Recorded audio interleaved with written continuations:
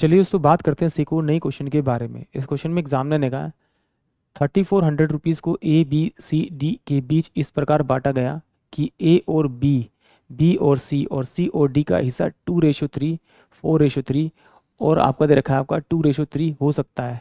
तो बी और डी के हिस्से का योग बताओ। तो चलिए आइए सॉल्व करते हैं। तो सिंपल सी बात है, पहले उसने मुझे ए और बी दे रखा है। ए और बी कितना दे रखा है? 2:3। बी और सी दे रखा है आपका 4:3। तो इसके यहाँ लिख लीजिए पहले 4:3। इसको मल्टीप्लाई कर दीजिए। तो ये कितना होगा? 4 दूनी 8, 4 तिया 12, फिर से मल्टीप्लाई कर दीजिए, फिर से मल्टीप्लाई कीजिए, और 3 तिया कितना हो जाएगा आपका? ये 9 हो जाएगा। 9 हो जाएगा। ये मेरे पास में आ गया ए बी और सी का रेशो आ गया। अब उसने मुझे दे रखा है सी और डी।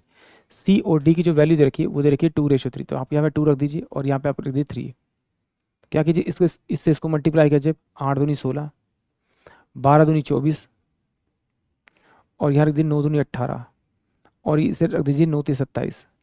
अब ये मेरे पास में ए बी सी और डी का रेशो आ गया। उसने बोला कि भाई बी और डी के हिस्से का योग बताना है। बी और डी के हिस्से का योग बताना है।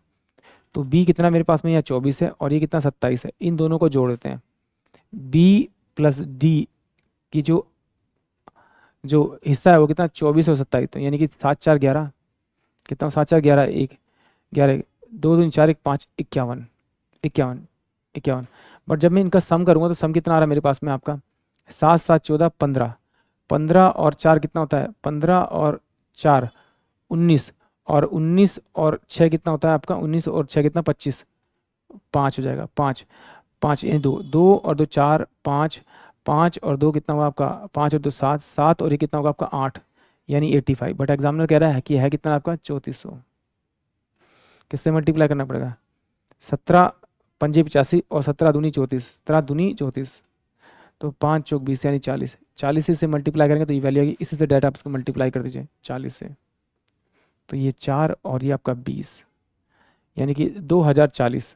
यानी कि ऑप्शन ए जो होगा वो इस क्वेश्चन के लिए करेक्ट होगा। आई होप आप सभी को क्वेश्चन समझ में आया होगा।